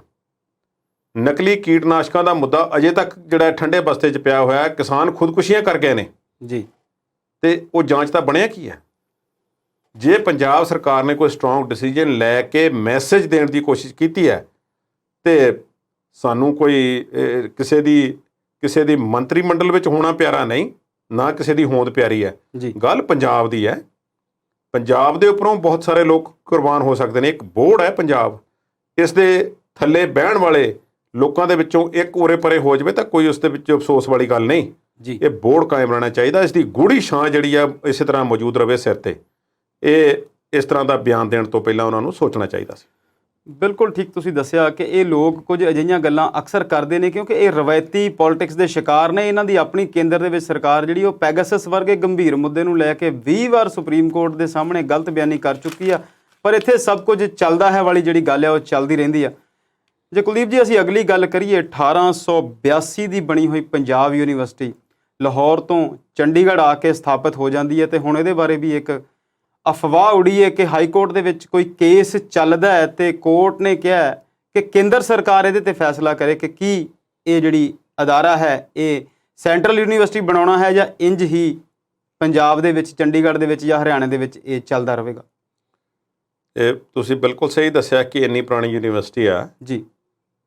ਉਹਨੂੰ ਵੰਡ ਤੋਂ ਬਾਅਦ ਇਸ ਦੇ 2 ਟਿਕਾਣੇ ਬਦਲੇ ਗਏ। ਚਲੋ ਹੁਣ ਚੰਡੀਗੜ੍ਹ ਦੇ ਵਿੱਚ ਲੰਬੇ ਸਮੇਂ ਤੋਂ ਸਥਾਪਿਤ ਹੈ ਜੀ। ਉਸ ਦਾ ਜਿਹੜਾ ਮੁੱਖ ਗੇਟ ਹੈ ਉਸ ਦੇ ਸਾਹਮਣੇ PGI ਹੈ ਅਤੇ ਇੱਧਰ ਪੰਜਾਬ ਯੂਨੀਵਰਸਿਟੀ ਹੈ। ਇਹ 2 ਮਾਣ ਮੱਤੇ ਅਦਾਰੇ ਨੇ ਪੰਜਾਬ ਦੇ, ਮੈਂ ਕਹਿ ਸਕਦਾ ਜੀ। ਬਿਲਕੁਲ। ਹੁਣ ਇਹਨਾਂ ਦਾ ਕੰਮ ਕਰਨ ਦਾ ਤਰੀਕਾ, ਕਿਸ ਤਰ੍ਹਾਂ ਦੀ ਐਜੂਕੇਸ਼ਨ ਦਾ ਲੈਵਲ ਪਿਛਲੇ ਸਾਲਾਂ 'ਚ ਦਿੱਤਾ ਗਿਆ, ਉਹਦੇ ਬਾਰੇ ਗੱਲ ਕਰਨ ਦੀ ਅਜੇ ਸਾਨੂੰ ਜ਼ਰੂਰਤ ਨਹੀਂ ਹੈ, ਪਰ ਥੋੜ੍ਹੀ ਜਿਹੀ ਵਿਚਾਰਾਂਗੇ ਜ਼ਰੂਰ। ਪਹਿਲਾਂ ਆਪਾਂ ਇਸ ਮੁੱਦੇ 'ਤੇ ਗੱਲ ਕਰ ਲਈਏ ਕਿ ਕੀ ਵਾਕਿਆ ਹੀ ਕੋਈ ਇਹੋ ਜਿਹੀ ਚਾਰਾਜੋਈ ਹੋਈ ਹੈ ਜਿਸ ਦੇ ਨਾਲ ਕੇਂਦਰ ਵੱਲੋਂ ਜਾਂ ਕਿਸੇ ਨੇ ਕਹਿ ਦਿੱਤਾ ਹੈ ਕਿ ਇਸ ਨੂੰ ਕੇਂਦਰ ਜਾਂ ਸੈਂਟਰਲ ਯੂਨੀਵਰਸਿਟੀ ਬਣਾ ਦਿੱਤਾ ਜਾਵੇ ਅਤੇ ਪੰਜਾਬ ਯੂਨੀਵਰਸਿਟੀ ਵਜੋਂ ਇਸ ਦਾ ਵਜੂਦ ਖਤਮ ਕਰ ਦਿੱਤਾ ਜਾਵੇ। ਜੀ। ਉਸ 'ਤੇ ਵਿਚਾਰ ਕਰਦੇ ਹਾਂ। ਉਹ ਇੱਕ ਤਕਨੀਕੀ ਮੁੱਦਾ ਹੈ ਅਸਲ ਵਿੱਚ, ਹਾਲਾਂਕਿ ਪਤਾ ਨਹੀਂ ਕਿੰਨੇ ਚੱਕ ਕੇ ਰੌਲਾ ਪਾ ਦਿੱਤਾ। ਵਿਰਸਾ ਸਿੰਘ ਬਟੋਆ ਜੀ ਨੇ ਲੰਬਾ ਟਵੀਟ ਕੀਤਾ, ਦੇਖੋ ਸਰਕਾਰ ਸੁੱਤੀ ਪਈ ਸੀ, ਇਹ ਕਿੱਥੇ ਸੀ, ਇਹ ਐਂ ਹੋ ਗਿਆ, ਉਹ ਹੋ ਗਿਆ। ਪੰਜਾਬ ਯੂਨੀਵਰਸਿਟੀ ਦੇ ਅੰਡਰ ਕਾਲਜ ਆਉਂਦੇ ਨੇ ਬਹੁਤ ਸਾਰੇ, ਬਹੁਤ ਜ਼ਿਲ੍ਹਿਆਂ ਦੇ। ਇਸੇ ਤਰ੍ਹਾਂ ਦੁਆਬੇ ਦਾ ਇੱਕ ਕਾਲਜ ਹੈ, ਉਹ ਜਿਸ ਸ਼ਖਸ ਦੇ ਨਾਂ 'ਤੇ ਕਾਲਜ ਹੈ, ਗੌਰਮੈਂਟ ਕਾਲਜ ਪੰਜਾਬ ਯੂਨੀਵਰਸਿਟੀ ਦੇ ਅੰਡਰ, ਉਸ ਨੂੰ ਸਰਦਾਰ ਪ੍ਰਕਾਸ਼ ਸਿੰਘ ਬਾਦਲ ਦੇ ਸਿਆਸੀ ਪਿਤਾ ਆਖਿਆ ਜਾਂਦਾ ਹੈ। ਜੀ।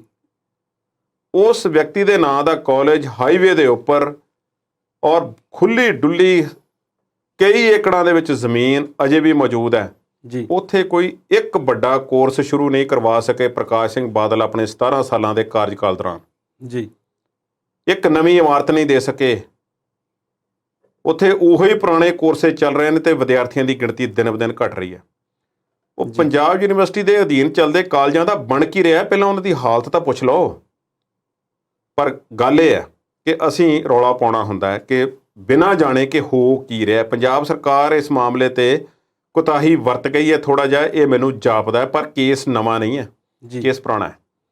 ਤੁਹਾਨੂੰ ਪਤਾ ਹੈ ਕਿ ਜਿਹੜੇ ਕੇਂਦਰ ਨੇ ਪਿਛਲੇ ਮਹੀਨਿਆਂ ਦੇ ਵਿੱਚ ਫੈਸਲੇ ਲਏ ਪੰਜਾਬ ਨੂੰ, ਪੰਜਾਬੀਆਂ ਨੂੰ ਜਾਂ ਪੰਜਾਬ ਨੂੰ ਥੋੜ੍ਹਾ ਜਿਹਾ ਸਬਕ ਸਿਖਾਉਣ ਲਈ, ਜੀ, ਉਹਨਾਂ ਵਿੱਚੋਂ BSF ਦਾ ਘੇਰਾ ਵਧਾਉਣਾ ਅਤੇ ਚੰਡੀਗੜ੍ਹ ਦੇ ਜਿਹੜੇ ਮੁਲਾਜ਼ਮ ਨੇ, ਚੰਡੀਗੜ੍ਹ UT ਪ੍ਰਸ਼ਾਸਨ ਦੇ ਜਿਹੜੇ ਮੁਲਾਜ਼ਮ ਨੇ, ਉਹਨਾਂ ਨੂੰ ਸੈਂਟਰ ਗੌਰਮੈਂਟ ਦੇ ਅਧੀਨ ਲਿਆਉਣ ਦਾ ਜਿਹੜਾ ਇੱਕ ਕੰਮਕਾਜ ਸੀ, ਨੋਟੀਫਿਕੇਸ਼ਨ ਜਾਰੀ ਕਰ ਦਿੱਤਾ ਗਿਆ। ਜੀ।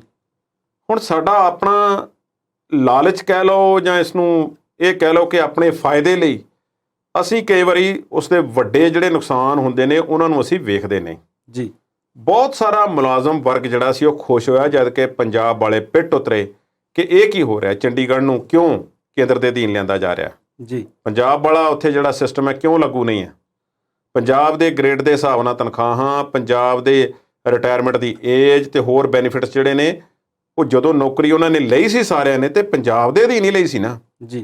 ਅਤੇ ਅੱਜ ਉਹਨਾਂ ਦੀ ਮੰਗ ਕਰਨੀ ਕਿ ਸਾਨੂੰ ਕੇਂਦਰ ਦੇ ਅਧੀਨ ਕਰ ਦਿਓ, ਅਤੇ ਆਪਣਾ ਫਿਰ ਜਿਹੜਾ ਬੈਨੀਫਿਟ ਅਸੀਂ ਉਹੀ ਦੇਖ ਰਹੇ ਹਾਂ, ਲਾਲਚ ਦੇਖ ਰਹੇ ਹਾਂ। ਜੀ। ਅਸੀਂ ਓਵਰਆਲ ਇਸ ਦਾ ਕੀ ਅਸਰ ਪੈਗਾ ਉਹ ਨਹੀਂ ਦੇਖਦੇ। ਹੁਣ ਉਸ ਦੇ ਅਧੀਨ ਕੀ ਹੋਇਆ ਕਿ ਚੰਡੀਗੜ੍ਹ ਦੇ ਅੰਦਰ ਚੱਲਦੇ ਕਈ ਸਰਕਾਰੀ ਕਾਲਜ ਅਤੇ ਕਈ ਹੋਰ ਇੰਸਟੀਚਿਊਟ, ਮਾੜੀ ਮੋਟੀ ਕੋਈ ਯੂਨੀਵਰਸਿਟੀ ਵੀ ਹੋਵੇਗੀ, ਉਹ ਸਿੱਧੇ ਕੇਂਦਰ ਦੇ ਅਧੀਨ ਆ ਗਏ। ਜੀ। ਉਹ ਕੇਂਦਰ ਦੇ ਅਧੀਨ ਆਉਣ ਨਾਲ ਉਹਨਾਂ ਦੀ ਰਿਟਾਇਰਮੈਂਟ ਦੀ ਏਜ ਜਿਹੜੀ ਸੀ ਉਹ 60, ਜੋ ਕਿ ਪੰਜਾਬ ਵਿੱਚ ਆ, ਉਹ 65 ਹੋ ਗਈ ਕੇਂਦਰ ਦੇ ਹਿਸਾਬ ਨਾਲ। ਜੀ। ਅਤੇ ਇਸ ਵਾਸਤੇ ਪੰਜਾਬ ਯੂਨੀਵਰਸਿਟੀ ਦੇ ਮੁਲਾਜ਼ਮਾਂ ਨੂੰ ਫਿਰ ਲੱਗਾ ਕਿ ਸਾਨੂੰ ਵੀ 65 ਸਾਲ ਤੱਕ ਜਿਹੜੀ ਤਨਖਾਹ ਹੈ ਜਾਂ ਅਸੀਂ ਕੰਮ ਕਰੀਏ, ਰਿਟਾਇਰਮੈਂਟ ਏਜ ਸਾਡੀ ਵੀ 65 ਹੋਣੀ ਚਾਹੀਦੀ ਹੈ। ਜੀ। ਉਹਨਾਂ ਨੇ ਵੀ ਪਟੀਸ਼ਨ ਪਾ ਦਿੱਤੀ ਕੋਰਟ ਦੇ ਵਿੱਚ। ਉਸ ਪਟੀਸ਼ਨ 'ਤੇ ਕੋਰਟ ਨੇ ਕਹਿ ਦਿੱਤਾ ਕਿ ਪਹਿਲੇ ਨੋਟੀਫਿਕੇਸ਼ਨ ਜੋ ਮਾਰਚ ਮਹੀਨੇ 'ਚ ਜਾਰੀ ਕੀਤਾ ਗਿਆ ਸੀ, ਜਿਸ ਅਧੀਨ ਕੇਂਦਰ ਨੇ ਆਪਣੀਆਂ ਇਹਨਾਂ ਸੇਵਾਵਾਂ ਨੂੰ ਚੰਡੀਗੜ੍ਹ 'ਤੇ ਲਾਗੂ ਕਰ ਦਿੱਤਾ ਸੀ, ਉਸ ਅਧੀਨ ਪੰਜਾਬ ਯੂਨੀਵਰਸਿਟੀ ਬਾਰੇ ਕੁਝ ਨਹੀਂ ਆਖਿਆ ਗਿਆ। ਪੰਜਾਬ ਯੂਨੀਵਰਸਿਟੀ ਅਜੇ ਵੀ ਜਿਹੜੀ ਹੈ ਉਹ ਪੰਜਾਬ ਦੇ ਨਿਯਮਾਂ ਦੇ ਤਹਿਤ ਹੀ ਚੱਲ ਰਹੀ ਹੈ। ਜੀ। ਪੰਜਾਬ ਦਾ ਅਦਾਰਾ। ਅਤੇ ਕੀ ਹੁਣ ਉਸ ਅਦਾਰੇ ਨੂੰ ਜਿਹੜਾ ਹੈ ਕੇਂਦਰ ਦੇ ਅਧੀਨ ਲਿਜਾਣ ਲਈ ਕੋਈ ਚਾਰਾਜੋਈ ਸਰਕਾਰ ਕਰ ਸਕਦੀ ਹੈ, ਤੇ ਉਹਨਾਂ ਨੇ ਇਜਾਜ਼ਤ ਦਿੱਤੀ ਹੈ ਕਿ ਤੁਸੀਂ ਕਰ ਸਕਦੇ ਹੋ ਭਾਈ। ਕੇਂਦਰ ਸਰਕਾਰ ਚਾਹਵੇ ਤੇ ਉਸ ਨੂੰ ਆਪਣੇ ਅਧੀਨ ਲੈ ਸਕਦੀ ਹੈ ਪੰਜਾਬ ਯੂਨੀਵਰਸਿਟੀ ਨੂੰ, ਤੇ ਇਸ ਨੂੰ ਸੈਂਟਰਲ ਯੂਨੀਵਰਸਿਟੀ ਬਣਾ ਲਵੇ ਜਾਂ ਜੋ ਮਰਜ਼ੀ। ਫਿਰ ਤੁਹਾਨੂੰ ਪਤਾ ਹੈ ਕਿ ਜਿਹੜੇ ਸਰਕਾਰਾਂ ਆਉਣ ਤੇ ਆ ਜਾਣ, ਕਰਨ ਤੇ ਆ ਜਾਣ, ਤੇ ਫਿਰ ਕੁਝ ਵੀ ਹੋ ਸਕਦਾ। ਪਰ ਇਸ ਦੇ ਵਿੱਚ ਬਹੁਤਾ ਕੁਝ ਨਹੀਂ ਹੈ ਸਿਵਾਏ ਇਸ ਗੱਲ ਦੇ ਕਿ ਉੱਥੇ ਦੇ EMPLOYEES ਦੀ ਇੱਕ ਖਾਹਿਸ਼ ਹੈ ਕਿ ਅਸੀਂ ਪੰਜਾਬ ਦੇ EMPLOYEES ਨਾ ਹੋ ਕੇ ਕੇਂਦਰ ਦੇ EMPLOYEES ਜਿਹੜੇ ਆ ਖਵਾਈਏ ਜੀ। ਮੇਰਾ ਖਿਆਲ ਹੈ ਉਹਨਾਂ ਨੂੰ ਵੀ ਥੋੜ੍ਹਾ ਜਿਹਾ ਹੁਣ ਸੋਚਣਾ ਚਾਹੀਦਾ ਹੈ ਕਿ ਅਸੀਂ ਪੰਜਾਬ ਦੇ ਨਾਲ ਹੀ, ਪੰਜਾਬ ਦੇ ਨਾਂ 'ਤੇ ਪੰਜਾਬ ਯੂਨੀਵਰਸਿਟੀ ਦੇ ਅੰਡਰ ਨੌਕਰੀ ਲਈ ਸੀ, ਅਤੇ ਇਹ ਕੋਈ ਪ੍ਰਮੋਸ਼ਨ ਹੋਣ ਵਾਲੀ ਗੱਲ ਨਹੀਂ ਹੈ। ਇਸ ਨਾਲ ਨੁਕਸਾਨ ਹੋਵੇਗਾ ਪੰਜਾਬ ਦਾ। ਪੰਜਾਬ ਦੀ ਇੱਕ ਮਾਣਮੱਤੀ ਯੂਨੀਵਰਸਿਟੀ ਹੈ, ਇਸ ਨੂੰ ਇਸੇ ਤਰ੍ਹਾਂ ਰੱਖਿਆ ਜਾਵੇ। ਪਰ ਜਿਹੜਾ ਰੌਲਾ ਸਾਡੇ ਸਿਆਸਤਦਾਨਾਂ ਨੇ ਇੱਕਦਮ ਪਾ ਦਿੱਤਾ ਬਿਨਾਂ ਸੋਚੇ ਸਮਝੇ, ਜੇ ਕੋਈ ਸਰਕਾਰੀ ਕੁਤਾਹੀ ਹੈ ਤੇ ਉਸ ਦੀ ਅੱਜ ਦੀ ਜ਼ਿੰਮੇਵਾਰ ਆਮ ਆਦਮੀ ਪਾਰਟੀ ਸਰਕਾਰ ਵੀ ਹੋਵੇਗੀ ਜੀ, ਅਕਾਲੀ ਸਰਕਾਰ ਵੀ ਹੋਵੇਗੀ ਤੇ ਕਾਂਗਰਸ ਸਰਕਾਰ ਵੀ। ਸਾਰੇ ਜ਼ਿੰਮੇਵਾਰ ਹੋਣਗੇ, ਪੰਜਾਬੀ ਖਾਸ ਤੌਰ ਤੇ, ਜਿਨ੍ਹਾਂ ਨੇ ਇਸ ਮਾਣਮੱਤੀ ਯੂਨੀਵਰਸਿਟੀ ਦਾ ਮਾਣ ਨਾ ਰੱਖਦੇ ਹੋਏ, ਇਸ ਨੂੰ ਉੱਪਰਲੇ ਪੱਧਰਾਂ ਤੱਕ ਨਾ ਲਿਜਾਂਦੇ ਹੋਏ ਅੱਜ ਤੱਕ ਇਸ ਨੂੰ ਥੱਲੇ ਆਉਣ ਦਿੱਤਾ ਗਿਆ। ਇਸ ਦਾ ਉਹ ਪੱਧਰ ਨਾ ਰਿਹਾ ਜੋ ਕਦੇ ਹੋਇਆ ਕਰਦਾ ਸੀ, ਤੇ ਸਾਨੂੰ ਇਸ ਮਾਮਲੇ 'ਤੇ ਥੋੜ੍ਹਾ ਸਖਤ ਹੋਣਾ ਪਏਗਾ ਤੇ ਉੱਥੇ ਦੇ EMPLOYEES ਨੂੰ ਵੀ ਇਹ ਗੱਲ ਸਮਝਣੀ ਪਏਗੀ ਕਿ ਭਾਈ ਅਸੀਂ ਪੰਜਾਬ ਦੇ ਅਧੀਨ ਵੀ ਰਹੀਏ ਤੇ ਰਿਟਾਇਰ ਕਦੇ ਨਾ ਕਦੇ ਤੇ ਹੋਣਾ ਹੈ, 60 ਕੀ ਤੇ 65 ਕੀ। ਪ੍ਰਧਾਨ ਮੰਤਰੀ ਮੋਦੀ ਸਾਹਿਬ ਬਹੁਤ ਸਾਰੀਆਂ ਯੋਜਨਾਵਾਂ ਚਾਲੂ ਕਰਦੇ ਨੇ, ਇੱਕ ਦੇਸ਼ ਇੱਕ ਵੋਟਾਂ, ਇੱਕ ਦੇਸ਼ ਇੱਕ ਕਾਰਡ, ਤੇ ਜੇ ਉਹ ਇੱਕ ਦੇਸ਼ ਇੱਕ ਰਿਟਾਇਰਮੈਂਟ ਏਜ ਵੀ ਸ਼ੁਰੂ ਕਰ ਦੇਣ ਤੇ ਮਸਲਾ ਮੁੱਕ ਸਕਦਾ ਹੈ। ਗੱਲ ਤੁਸੀਂ ਬੜੇ ਤਫਸੀਲ ਨਾਲ ਦੱਸੀ ਕਿ ਮਸਲਾ ਸਿਰਫ ਰਿਟਾਇਰਮੈਂਟ ਏਜ ਨੂੰ ਲੈ ਕੇ ਕੁਝ ਮੁਲਾਜ਼ਮਾਂ ਵੱਲੋਂ ਪਾਈ ਹੋਈ ਇੱਕ ਪਟੀਸ਼ਨ ਦਾ ਸੀ। 78 ਤੋਂ ਜ਼ਿਆਦਾ ਟੀਚਿੰਗ ਡਿਪਾਰਟਮੈਂਟਸ ਚਲਾਉਣ ਵਾਲੀ ਬਹੁਤ ਮਹਾਨ ਯੂਨੀਵਰਸਿਟੀ ਹੈ ਭਾਰਤ ਦੀ। ਜਦੋਂ ਅੰਤਰਰਾਸ਼ਟਰੀ ਰੈਂਕਿੰਗ 'ਚ ਵੀ ਜਦੋਂ ਕਿਤੇ ਹੋਵੇ ਤੇ ਇਹਦਾ ਨਾਮ ਜਿਹੜਾ ਆ ਉਹ ਦਿੱਲੀ ਯੂਨੀਵਰਸਿਟੀ BHU ਦੇ ਨਾਲ ਜਿਹੜਾ ਆ ਜ਼ਰੂਰ ਸ਼ੁਮਾਰ ਹੁੰਦਾ ਹੈ। AC ਜੋਸ਼ੀ ਲਾਇਬ੍ਰੇਰੀ ਤੇ ਨਾਲ ਦੀ ਨਾਲ ਸਟੂਡੈਂਟ ਸੈਂਟਰ, ਜਿੰਨੇ ਵੀ ਪੰਜਾਬੀ ਚੰਡੀਗੜ੍ਹ ਨੂੰ ਜਾਂਦੇ ਨੇ ਉਹ STU-C ਦੀ ਗੱਲ ਜ਼ਰੂਰ ਕਰਦੇ ਨੇ। ਬਹੁਤ ਸਾਰੇ ਗੀਤਾਂ ਦੇ ਵਿੱਚ, ਬਹੁਤ ਸਾਰੇ ਸ਼ਾਇਰੀ ਦੇ ਵਿੱਚ ਇਹਦਾ ਜ਼ਿਕਰ ਆਉਂਦਾ ਹੈ, ਤੇ ਇਹ ਯੂਨੀਵਰਸਿਟੀ ਪੰਜਾਬ ਨਾਲ ਹੀ ਜੁੜੀ ਰਵੇ ਤੇ ਸਰਕਾਰਾਂ ਇਹਦਾ ਧਿਆਨ ਰੱਖਣ। ਅਸੀਂ ਇਸ ਗੱਲ ਦੀ ਕਾਮਨਾ ਕਰਦੇ ਹਾਂ ਤੇ ਇੱਕ ਬ੍ਰੇਕ ਤੋਂ ਬਾਅਦ ਕਰਦੇ ਹਾਂ ਜੀ ਕੁਝ ਹੋਰ ਗੱਲਬਾਤ।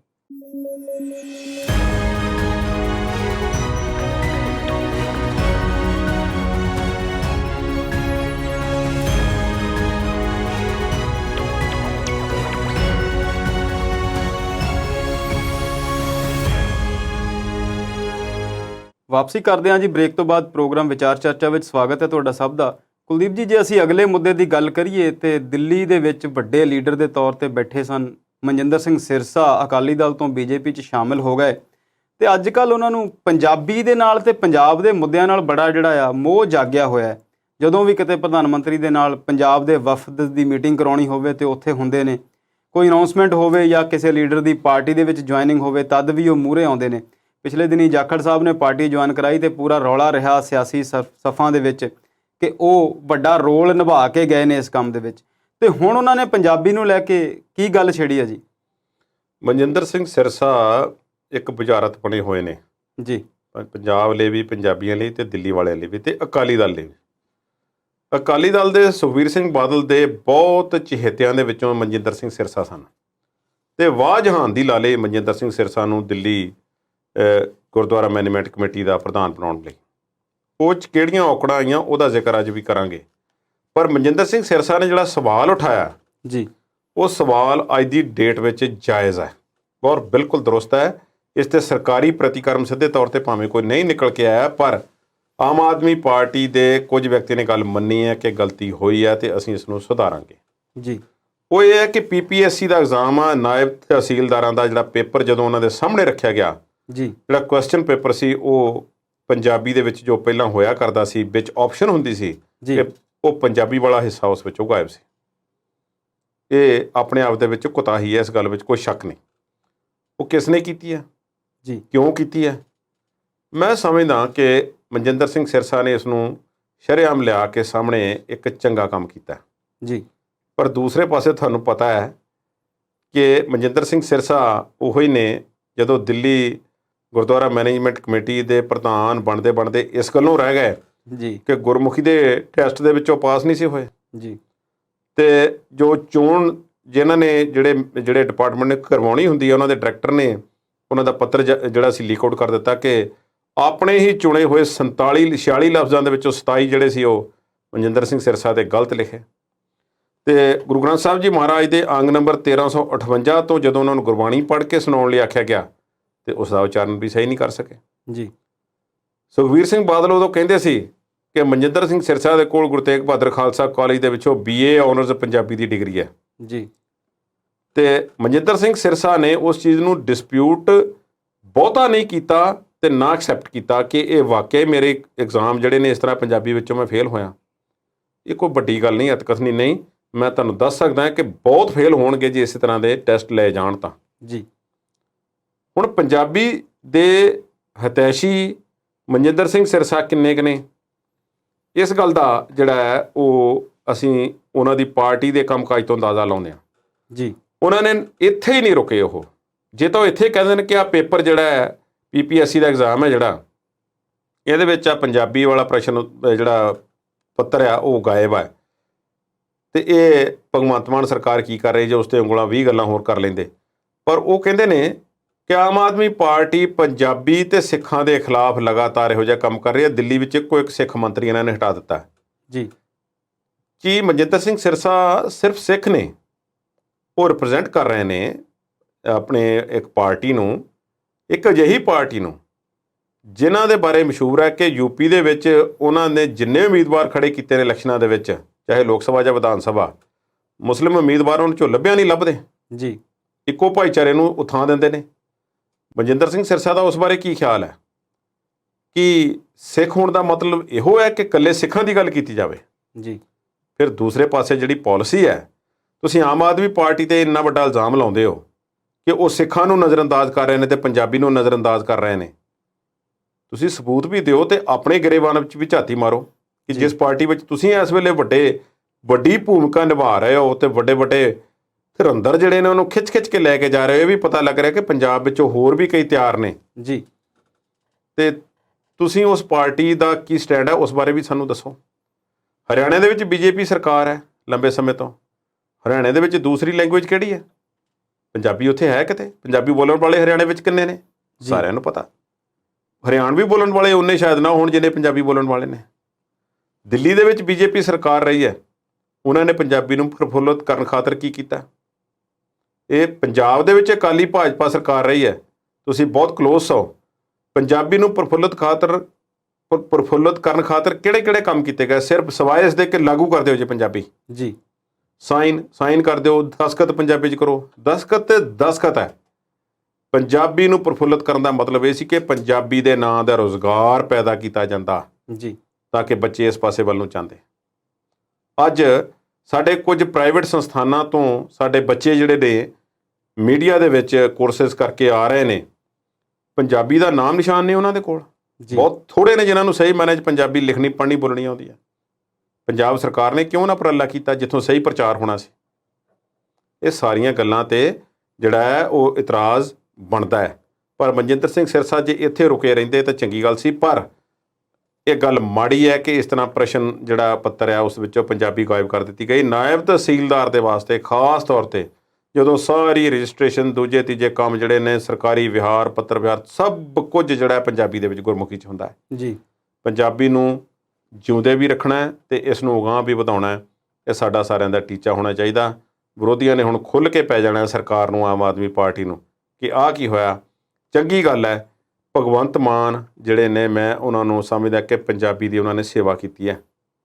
ਅੱਜ ਉਹਨਾਂ ਦੇ ਪੁਰਾਣੇ ਟੋਟਕੇ ਜੋ ਉਹਨਾਂ ਨੇ ਨਾਟਕੀ ਅੰਦਾਜ਼ ਵਿੱਚ ਕਦੇ ਰਿਕਾਰਡ ਕਰਵਾਏ ਹੋਣਗੇ ਜੀ, ਉਹਨਾਂ ਨੂੰ ਅੱਜ ਦੇ ਕੰਟੈਕਸਟ ਵਿੱਚ ਕਈ ਲੋਕ ਪੇਸ਼ ਕਰ ਰਹੇ ਨੇ ਕਿ ਮੈਂ ਮੁੱਖ ਮੰਤਰੀ ਬਣੂੰਗਾ ਜਾਂ ਹੋਰ ਕੋਈ ਗੱਲ। ਇਹੋ ਜਿਹੀਆਂ ਗੱਲਾਂ ਬਹੁਤ ਸਾਰੀਆਂ ਆ ਰਹੀਆਂ ਨੇ ਜੀ। ਪਰ ਭਗਵੰਤ ਮਾਨ ਦੇ ਬਾਰੇ ਕੁਝ ਗੱਲਾਂ ਦਾਅਵੇ ਨਾਲ ਕੀਤੀਆਂ ਜਾ ਸਕਦੀਆਂ ਨੇ। ਉਹਨਾਂ ਵਿੱਚੋਂ ਇੱਕ ਗੱਲ ਇਹ ਹੈ ਕਿ ਭਗਵੰਤ ਮਾਨ ਨੇ ਆਪਣੀ ਕਾਮੇਡੀ ਬਹੁਤ ਲੰਬੇ ਸਮੇਂ ਤੋਂ ਕੀਤੀ ਹੈ ਤੇ ਉਹ ਕਦੇ ਲੀਹੋਂ ਲੱਥੇ ਨਹੀਂ।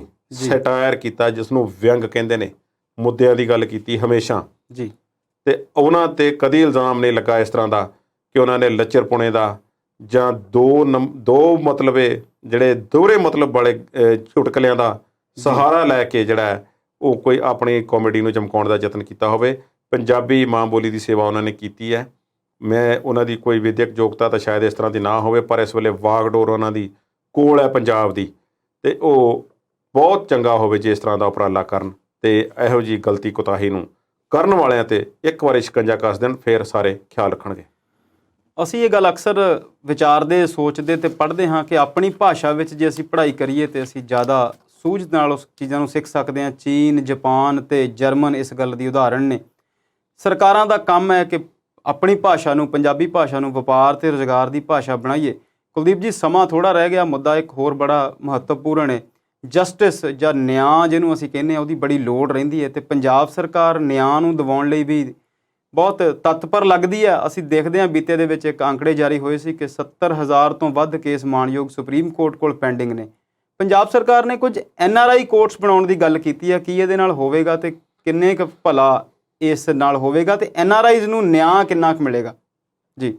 ਪੰਜਾਬ ਸਰਕਾਰ, ਬਾਦਲ ਸਰਕਾਰ ਨੇ ਕੁਝ ਉਪਰਾਲੇ ਕੀਤੇ ਜੀ। NRIs ਥਾਣੇ ਬਣਾਏ, NRI ਕਮਿਸ਼ਨ ਬਣਾਇਆ, NRI ਅਦਾਲਤ ਵੀ ਬਣਾਈ ਜੀ। NRI ਸੰਮੇਲਨ ਵੀ ਕਰਵਾਏ। ਉਹਨਾਂ ਦੇ ਵਿੱਚ ਇੱਕ ਵਾਰ ਬੋਲਦੇ ਹੋਏ ਪ੍ਰਕਾਸ਼ ਸਿੰਘ ਬਾਦਲ ਨੇ ਕਹਿ ਦਿੱਤਾ ਸੀ ਕਿ NRIਆਂ ਲਈ ਦੇਖੋ ਇੰਨੀਆਂ ਚੀਜ਼ਾਂ ਬਣ ਗਈਆਂ ਜੀ, ਤੇ ਇੱਕ ਚੀਜ਼ ਹੋਰ ਰਹਿੰਦੀ ਹੈ NRIਆਂ ਲਈ, ਮੇਰਾ ਦਿਲ ਕਰਦਾ ਉਹ ਵੀ ਬਣਾ ਦੇਵਾਂ। ਉਹ ਕਹਿੰਦੇ ਕਿ NRI ਜੇਲ੍ਹ ਵੀ ਬਣਾਉਣੀ ਹੈ। ਜੀ। ਖੈਰ ਉਹ ਸੁਪਨਾ ਤਾਂ ਉਹਨਾਂ ਦਾ ਪੂਰਾ ਨਹੀਂ ਹੋਇਆ, ਪਰ NRIਆਂ ਦੀ ਅਦਾਲਤ ਜਿਹੜੀ ਸੀਗੀ ਹੁਣ ਤੱਕ, ਉਹ ਸਿਰਫ ਜਲੰਧਰ ਦੇ ਵਿੱਚ ਉਸ ਨੂੰ ਕੇਂਦਰਿਤ ਕੀਤਾ ਗਿਆ। ਜੀ। ਜਲੰਧਰ ਦੇ ਵਿੱਚ ਇੱਕ ਅਦਾਲਤ ਹੈ, ਪਰ ਉੱਥੇ ਬਹੁਤ ਮੱਠੀ ਰਫ਼ਤਾਰ ਨਾਲ ਕੰਮ ਚੱਲ ਰਿਹਾ ਤੇ 2500 ਤੋਂ ਵੱਧ ਕੇਸ ਜਿਹੜੇ ਨੇ ਉਹ ਅਜੇ ਤੱਕ ਉੱਥੇ ਅਧੂਰੇ ਨੇ, ਲਟਕੇ ਹੋਏ ਨੇ। ਉਹਨਾਂ ਨੂੰ ਮੁਕੰਮਲ ਕਰਨ ਲਈ ਪੰਜਾਬ ਸਰਕਾਰ ਨੇ ਇੱਕ ਹਮਲਾ ਮਾਰਦੇ ਹੋਏ ਤੇ NRIਆਂ ਨੂੰ ਪਹਿਲ ਦੇ ਆਧਾਰ 'ਤੇ ਉਹਨਾਂ ਦੇ ਮਸਲਿਆਂ ਨੂੰ ਹੱਲ ਕਰਨ ਖਾਤਰ ਉਹਨਾਂ ਵਾਸਤੇ ਤਕਰੀਬਨ 4 ਜਿਹੜੇ ਟਿਕਾਣੇ ਨੇ ਹੋਰ ਪੰਜਾਬ ਦੇ ਵਿੱਚ ਅਦਾਲਤਾਂ ਦੇ ਬਣਾ ਦਿੱਤੇ ਨੇ। ਜੀ। ਬਠਿੰਡਾ, ਨਵਾਂਸ਼ਹਿਰ, ਪਟਿਆਲਾ, ਹੁਸ਼ਿਆਰਪੁਰ ਤੇ ਮੋਗਾ, 5 ਜਿਹੜੇ ਨੇ ਹੋਰ ਬਣ ਗਏ ਨੇ। ਜੀ। ਜਲੰਧਰ ਵੀ ਕਾਇਮ ਰਹੇਗਾ ਤੇ ਇਹ ਅਦਾਲਤਾਂ ਹੋਰ ਦਿੱਤੀਆਂ ਨੇ ਤੇ ਛੇਤੀ ਤੋਂ ਛੇਤੀ ਇਹਨਾਂ ਦੇ ਕੇਸਾਂ ਦਾ ਨਿਪਟਾਰਾ ਕੀਤਾ ਜਾਵੇਗਾ। NRIਆਂ ਦੇ ਮਸਲੇ ਬਹੁਤ ਨੇ ਜੀ। ਫਿਰ ਕਿਤੇ ਵਿਚਾਰਾਂਗੇ। NRIਆਂ ਦੀ ਪ੍ਰਾਪਰਟੀ ਦੇ ਮਸਲੇ ਨੇ, NRIਆਂ ਦੇ ਅਕਾਊਂਟਸ ਜਿਹੜੇ ਨੇ, ਖਾਸ ਤੌਰ 'ਤੇ ਜਦੋਂ ਆਧਾਰ ਕਾਰਡ ਤੇ ਪੈਨ ਕਾਰਡ ਵਾਲੀਆਂ ਸ਼ਰਤਾਂ ਲਾਗੂ ਹੋਈਆਂ ਨੇ। ਬਿਲਕੁਲ। ਬਹੁਤ ਸਾਰੇ ਸਾਡੇ ਬਜ਼ੁਰਗ ਵਿਦੇਸ਼ਾਂ ਵਿੱਚ ਬੈਠੇ ਹੋਏ ਨੇ ਜਿਨ੍ਹਾਂ ਦਾ ਇੱਥੇ ਮਣਾ ਮੁਹੀ ਪੈਸਾ ਜਿਹੜਾ ਬੈਂਕਾਂ ਦੇ ਖਾਤਿਆਂ ਵਿੱਚ, ਪੈਨਸ਼ਨ ਦੇ ਅਕਾਊਂਟਾਂ ਵਿੱਚ ਫਸਿਆ ਪਿਆ। ਉਹ ਆਉਣ ਤੋਂ ਅਸਮਰੱਥ ਨੇ। ਉਹਨਾਂ ਦੇ ਜਿਹੜੇ ਨੇ ਉਹਨਾਂ ਦੇ ਉੱਤਰਾਧਿਕਾਰੀ ਨੇ ਉਹ ਕਢਵਾਉਣ ਤੋਂ ਅਸਮਰੱਥ ਨੇ। ਉਹ ਇਸ ਤਰ੍ਹਾਂ ਦੇ ਬਹੁਤ ਸਾਰੇ ਕੰਮ ਹੋ ਰਹੇ ਆ। ਇਸ ਗੱਲ ਵੱਲ ਵੀ ਸਰਕਾਰ ਨੂੰ ਧਿਆਨ ਦੇਣ ਦੀ ਲੋੜ ਹੈ, ਕੋਈ ਕੰਮ ਕੀਤਾ ਜਾਵੇ ਤੇ ਇਹ ਜੋ NRIਆਂ ਪ੍ਰਤੀ ਜੋ ਫੈਸਲਾ ਲੈ ਗਿਆ ਇਹ ਸ਼ਲਾਘਾਯੋਗ ਹੈ। ਬਿਲਕੁਲ, ਤੁਹਾਡੀ ਗੱਲ ਠੀਕ ਹੈ ਜੀ ਕਿ ਵਿਦੇਸ਼ਾਂ 'ਚ ਚਲੇ ਜਾਂਦੇ ਹਾਂ ਅਸੀਂ ਚੰਗੇ ਰੁਜ਼ਗਾਰ ਦੀ ਭਾਲ ਵਿੱਚ ਜਾਂ ਚੰਗੀ ਜ਼ਿੰਦਗੀ ਦੀ ਭਾਲ ਵਿੱਚ, ਤੇ ਇੱਥੇ ਬਹੁਤ ਕੁਝ ਕਮਾਇਆ ਹੋਇਆ ਛੱਡਿਆ ਵੀ ਹੁੰਦਾ ਹੈ ਤੇ ਉੱਧਰੋਂ ਵੀ ਇੱਧਰ ਭੇਜਦੇ ਹਾਂ ਕਿ ਸਾਨੂੰ ਜ਼ਰੂਰਤ ਹੋਵੇਗੀ ਤੇ ਅਸੀਂ ਇੱਧਰ ਆ ਕੇ ਵੀ ਵਸੇਬਾ ਕਰ ਲਵਾਂਗੇ ਜਾਂ ਕਰ ਸਕਦੇ ਹੋਵਾਂਗੇ। ਪਰ ਹਾਲਾਤ ਤੇ ਪ੍ਰਸਥਿਤੀਆਂ ਜਿਹੜੀਆਂ ਨੇ ਉਹ ਸਮੱਸਿਆਵਾਂ ਨੂੰ ਅਕਸਰ ਜਨਮ ਦਿੰਦੀਆਂ ਰਹਿੰਦੀਆਂ ਨੇ। ਆਸ ਕਰਦੇ ਹਾਂ ਕਿ NRI ਕੋਰਟਸ ਦੇ ਨਾਲ NRIs ਦੇ ਜਿਹੜੇ ਵਿਦੇਸ਼ੀਆਂ ਦੇ ਜਾਂ ਪ੍ਰਵਾਸੀ ਪੰਜਾਬੀਆਂ ਦੇ, ਪ੍ਰਵਾਸੀ ਭਾਰਤੀਆਂ ਦੇ ਕੁਝ ਮਸਲੇ ਜ਼ਰੂਰ ਸੌਰ ਜਾਣਗੇ, ਪਰ ਬਹੁਤ ਸਾਰੇ ਮਸਲੇ ਹਾਲੇ ਹੋਰ ਨੇ। ਇਵੇਂ ਹੀ ਬਹੁਤ ਸਾਰੇ ਮੁੱਦੇ ਹੋਰ ਨੇ ਜਿਨ੍ਹਾਂ 'ਤੇ ਗੱਲਾਂ ਬਾਤਾਂ ਫਿਰ ਕਰਾਂਗੇ। ਅੱਜ ਲਈ ਇਸ ਪ੍ਰੋਗਰਾਮ ਨੂੰ ਇੱਥੇ ਹੀ ਵਿਰਾਮ ਦਿੰਦੇ ਹਾਂ। ਕੁਲਦੀਪ ਸਿੰਘ ਹੀਰ ਜੀ, ਤੁਹਾਡਾ ਬਹੁਤ ਬਹੁਤ ਸ਼ੁਕਰੀਆ ਤੇ ਬਹੁਤ ਬਹੁਤ ਧੰਨਵਾਦ ਸਾਰੇ ਦਰਸ਼ਕਾਂ ਦਾ। ਸਤਿ ਸ਼੍ਰੀ ਅਕਾਲ ਜੀ।